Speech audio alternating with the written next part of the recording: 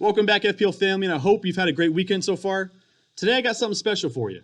I'm starting a new thing. It's going to be called Team Selections with the FPL community, where, of course, I bring on someone from the FPL community and have them talk about their squad and why they chose the players they did. Now, unfortunately, I did not get Emma Watson. She did not respond to the emails that I sent to her, but I did get a new YouTuber by the name of FPL IBRACADABRA. Check him out. He is awesome. And if you like this video, please go to his channel and like and subscribe to him. Let's go ahead and see what his squad is. Welcome, my first guest ever in my FPL interview career, not Emma Watson. Everybody welcome FPL IBRACADABRA. Did I say that right? Yeah. Hey, guys. Okay, yeah. Yeah, so let's go ahead and jump in your squad then. Enough wasting time. Yeah, let's go. All right, at the back, I got McCarthy. So with Southampton, they have pretty good fixtures to start. So I'm going to go with McCarthy here. I had Ryan, but I went past that. I'm going to stick with McCarthy for now. So are you gonna switch back and forth between McCarthy and Ryan then? Yeah, they do have their fixtures do go well together, so they do rotate well. So I'm going to go game week 1 McCarthy, game week 2 Ryan, game week 3 back to McCarthy, and then game week 4 McCarthy, 5 back to Ryan. That's not set in stone though. Like that's like in a perfect world. Like if they're doing well, they're line up well, so that's the way it's going to go. As you can see as well, moving on to the defense, I have Walker Peters there. So when I do this, I'm going to have a double up, right? So I'm going to have McCarthy and Walker Peters against Crystal Palace. Game week 2, I'm going to have Ryan and Lamptey in there, replacing those guys. And Robbo and TEA is going to stay in there for me. Going on to the Liverpool guys, as we saw today, Trent wasn't playing. So I don't know if he's still injured, if he's going to recover in time. So this may change, obviously. Robbo looked good today. A lot of crosses into the box. So he might be set for me. We don't know. So if TAA doesn't play, are you going to hold him and kind of wait out till week 2 or 3 when he does come back? Or are you just going to switch him out for, let's say, Doherty or something? I was tinkering with just getting rid of Trent and going with Robbo. Does that scare you a little bit, though? A little bit, but I was thinking maybe to keep the funds in defense and maybe downgrade to Van Dijk. Okay. I feel like Van Dijk's always slept on. I feel like year in, year out, he's getting close to 200 points, if not. And we just kind of throw him to the side because he's not a fullback. Yep. I agree with you. Yeah. So that's always an option, right? It's what, $1 million less to get Van Dijk. So from TEA. So yeah, it's a good option. I also I love the double ups here. So you're going to be going double Liverpool and then double either Southampton or Brighton. You're all in on these squads getting clean sheets. It's risky, right? I could always one game week I could always switch to like Ryan and playing Walker Peters, or it's not set, right? I could always go forward at the back, say I can play McCarthy and then have Lamptey come in, right? Yeah. Alongside Walker Peters. So I've always been so scared. I mean, I've only been playing for 1 year of FPL, but every time I have a double up that's not like Liverpool or something, I'm just so nervous. If you lose, I think I had double Wolves last season, and when they lost a clean sheet in the 95th minute near the end of the season, I was just gutted, man. That hurt. Yeah, I've been toying with like not going the double ups because it is dangerous, like you just mentioned, right? From you guys looking in on this, it kind of does look risky, and now that we're talking about it, it's good that we converse because like it is risky going double ups on all 3 teams, right? I'm relying on those 3 teams to get clean sheets. So, well, I mean, bet big, win big. I feel like in my opinion, I felt like when I don't double up, I kind of force another squad in that I know is probably not going to get a clean sheet. So if you're convinced they're going to do well, I mean, go all in. Especially because they like the fixtures, they rotate very well. That's the only reason I'm kind of going with this. But like if in my wild card, I might just switch it up, right? If it's not going well, wild card them out. And like I'm getting Trent and Robbo because I'm not really in it for the clean sheet. Like their attacking returns are what you're there for, right? So I don't really count that as a double up per se. I think of it as just like having Mane and Salah, but you can actually afford these 2, right? Yeah. And it's not like if one does well, the other's not. They can easily both have great games. Exactly. Yeah. And also if Southampton look as good as they did post-break and Crystal Palace look as bad as they did post-break, that it should for sure be a good game for either of those 2. Yeah, for sure. Now, I like your defense. I guess we'll just jump into the midfield now. Let's go. So your midfield has definitely a few eyebrow raisers here. I'm not going to lie. Yeah, 3 of them are completely out there, right? Very Yeah, differential. Yeah. I guess should we start with the out of the box ones, or should we start with the Salah and Aubameyang? I think the other 2 are self-explanatory. I think people have heard it over and over and over again. Abba got a goal today. He looked really good today. So Salah looked off his game. So Aubameyang's a midfielder. Get him. We've heard that a million times. I don't know. Salah's been a bit off though for like the last 8 game weeks of the season though.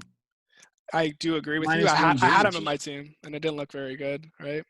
Yeah, I don't know if you remember my squad last season, but I had him in all season. I took him out of the one game because I was like, he's not looking good. Yeah. And he dropped like 20 points. I remember that. Yeah. He dropped 20 points in that one match. And then out of like just knee-jerk reaction and just being so good, I was like, I felt so bad for you because I captained Salah that game week. I felt so bad. I think he was my captain. That was the worst part. And then I took him out. And then out of just being so upset with myself, I put him in for like the next 3 or 4 game weeks and captained him in all of those, blank. I know, but it sucks. It sucks. Sometimes it works like that, right? It doesn't work out properly. So my concern is he off his game now, or is he just they won the title, he's phoning it in, let's just go for golden boot? You know what I mean? I think it was the haircut. I don't know. He's not looking good with this haircut. You know what I mean? Him and Griezmann are almost opposite this. The longer Salah's hair gets, the better, and Griezmann's almost the opposite, right? Yeah. I think, like, as we can go here, like, I actually have a plan to get rid of Salah game week 2. So wait, so should we talk about that? Are you going to make some moves game week 2, 3? I'm thinking about it. If Salah doesn't perform game week 1, he's out of there, and Bruno's coming in. Frees me up 1.5. And I think I can redirect that funds into attack or into my defense, right? Bruno's another one I feel like everyone's sleeping on. Like even if you took his pens out from last season, he still had like 12 goal contributions in 13 games, something like that. I think he's underpriced, to be honest, and they had to do it. It was his first season. He didn't even have a full season, right? So they couldn't really price him up at KDB level, right? Yeah. So. And I mean, United, say what you want, they're going to get pens, right?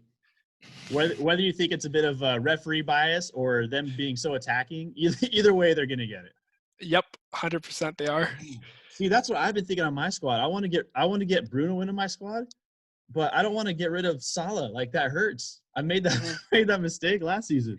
Another reason why I went double pool defense is because they can maybe cover for Salah. That's what I'm thinking. Okay. You know what I mean? So going back to that, if I do get Bruno in, it frees up the funds. I could upgrade Ali to Son, or I can like shift it like elsewhere. Now moving on to Ali, the reason I have Ali in here as such a differential pick is that he's going under the radar. Son has 3 goals in the last the preseason games. Mm-hmm. He's doing well, but Ali's up there. He got 2 assists and 1 goal in the past 3 games. So he's £1 million cheaper. So I think he's great, and he can maybe cover for that Spurs attack, right? I think so too. And but the problem with Ali for me is I don't know which one you're going to get. Are you going to get 2018 Dele Alli, or are you going to get 2019? I don't know if those are the right years, but when Jose came, he played so high. It was almost like that false 9-ish with Harry Kane. Yeah. And he got so attacking, so high up the pitch that he was almost essential at one point in the season last season. Like last season, he was really good. I had him in my team for his hauls, and he was playing well until he got injured. So I think Mourinho really loves him, and he has faith in him, and that's all you need. If your manager backs you, he's going to perform. Right? I actually think this is a sneaky good pick, because when I watch Son play, I think Son's probably my top 3 favorite player in the Prem. But under Jose and with Harry Kane playing, he's not the same guy. He almost gets like outcasted out the wing, and he doesn't know what to do. So if Dele Alli might be able to have a better 5 game weeks than he does if Harry Kane plays. Yeah, there was a crazy stat that when Harry Kane was playing last season, Son was like totally different. Like his returns were diminished. He wasn't in the like getting shots away or something. I think really it was something to worry about. I think it was 4 shots a game without Harry Kane playing, and 2 shots a game with him playing. Yeah, exactly. A huge difference. And like I think Ali and Kane work better together, in my opinion. Mm-hmm. So. And he's going to be so high up the field, he's going to get returns, especially with that 8 game week run they have. Yeah, tell me about Cabano. How do you say that name? I think it's Cabano. Cabano? Yeah. I got him in here.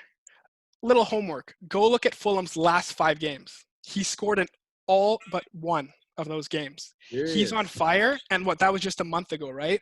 He's on fire. I think he's going to continue striking if he starts.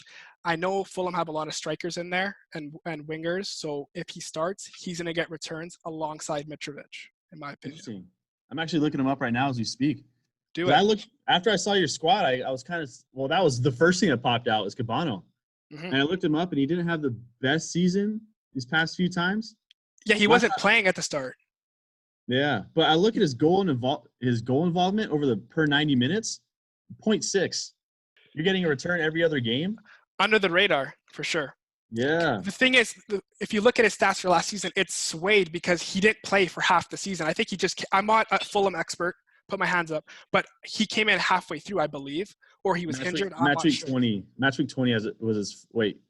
22 was his first start.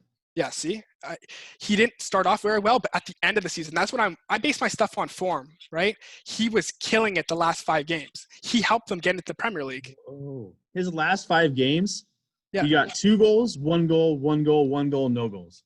Yeah, that's a goal every. Oh my gosh, sleeper pick. Under the radar for sure. IBRACADABRA, man. Yeah. Interesting. And then the last guy in the team is St. Maximum. I think everybody knows what you're going to get from him. Huge ownership right now. Yep. I think it's like 19% right now. He's one that as soon as FIFA comes out, you get him because he's so cheap. Yeah. He's like a 77 overall, but he's got 95 pace and like 5-star skills or whatever. And so you just run up down the wings. But I actually like him as a player. Another one that ended the season off incredibly well. I think in one of my videos I talked about bringing him in, and he had like his last 5 game weeks were most solid type numbers. Yeah. He's averaging like, I'm just throwing out numbers, but I think it was like 8 fantasy points per game over the last few. I think that's about right, yeah. I'm not 100% on that, but yeah. Yeah, he's not set for me, to be honest. Like, he could literally go, I can maybe downgrade him to a 4.5 bencher and then get someone in my attack to upgrade my attack, as you'll see in my forwards. I like it. So there's your midfield. As far as your forwards go, you went with the king, Jamie Vardy. Yeah, I could easily I'm really torn. Like, Werner played very good today, so I'm torn between them. Easily downgrade him to Werner, save the 0.5, maybe get Trent or Robbo out of there, get another 0.5, and then upgrade Ali to Son.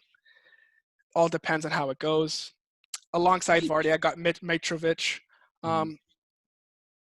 First fixture not very good, but the next 2 are okay, right? Expecting at least 1 goal in those games from him. Pookie played Liverpool first week last year. Came away with a goal, right? That's true. But Jamie Vardy's an interesting one because West Brom is a very favorable schedule for this man to get a brace.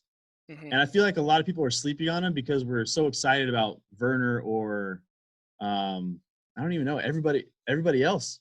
We're just not. I think Werner's at like 40% ownership or whatever. Like, everybody's on him, and I'm scared, right? Because if he gets 1 goal, game week's over for me, right? Even if he gets 1 goal bonus, I'm down like 10 points already, right? Yeah. But if Vardy gets a brace, I don't know what his live ownership. Actually, let me check that while we talk. I'll cut 16%. It's differential for sure. Yeah, because you got the Harry Kanes of the world, especially after game week 1. That's another worry. Are you worried about money in this game? I am, because if I shift all my funds into midfield, how am I going to get Harry Kane if he blows up, right? So, yeah. And then a lot of people are going to be moving out for, let's say, Sergio Aguero or Martial come game week 2. Vardy could drop in price. This is before the week's over. Well, I actually could upgrade to Harry Kane because I have 0.5 in the bank, right? So I could go from Vardy to Harry Kane if he does pop off, right? Are you worried about having 2 Tottenham players, though? That's the thing. If I would get Harry, I don't know what I'm going to do with Ali or Son. I don't think I'm going to double up an attack on them. They're not worth it, to be honest. Like, there's way better attacks to get. Liverpool, Manchester United, City, right? Yeah. They just didn't perform consistently enough for me last season. Too up and down. But but Dele Alli at 8 mil, I don't know how much better you could do. I mean, you have Ziyech for Chelsea, but he got injured today. That's one on my squad I have to re-look at. So maybe switch over to Ali. But do you have Son? I have Son. Then I yeah, don't feel comfortable going double up. yeah. Maybe a double up with a defender and Son, but that's what I would recommend. Yeah, I'm thinking about going Doherty. But Yep. if Ziyech is hurt, I don't know what to do because that 7.5 to 9 bracket, even if you don't think Son's good, that 7.5 to 10 mil bracket, I don't know how much is out there. There's not that much actually. Yeah, would I'd either rather drop down to 6.5. put that into defense or go upgrade one of your attackers, right, or your strikers, right? Yeah, you'd have to because I don't know who Mesut Ozil. I don't know how much I want that guy in my squad. No, you could keep him. Yeah. I loved him when he played at Madrid. I thought he was phenomenal, but Yeah.